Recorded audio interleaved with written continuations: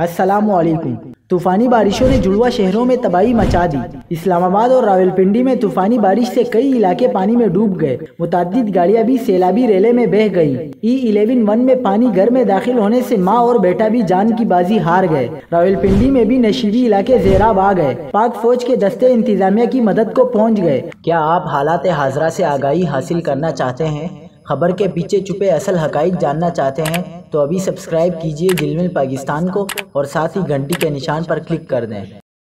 آپ کو بتاتے چلیں کہ محکمہ موسمیات نے خبردار کیا ہے کہ آج رات ایک بار پھر اسی شدت کے ساتھ بارش کا امکان ہے، جبکہ تیز بارشوں کا یہ سلسلہ آئندہ 2 سے 3 روز تک جاری رہے گا۔ محکمہ موسمیات نے مزید کہا ہے کہ اسلام آباد میں غیر معمولی بارش کلاؤڈ برسٹ نہیں ہے۔ محکمہ موسمیات نے واضح کیا ہے کہ اسلام آباد کے ایک سیکٹر میں ہونے والی بارش کو جسے غیر معمولی واقعہ قرار دیا جا رہا ہے، بادل پھٹ جانے یا کلاؤڈ برسٹ کا مظہر قرار نہیں دیا جا سکتا۔ محکمہ موسمیات کے مطابق اگر کسی چھوٹے علاقے میں مختصر وقفے میں شدید بارش ہو جائے تو اسے کلاؤڈ برسٹ کہا جاتا ہے۔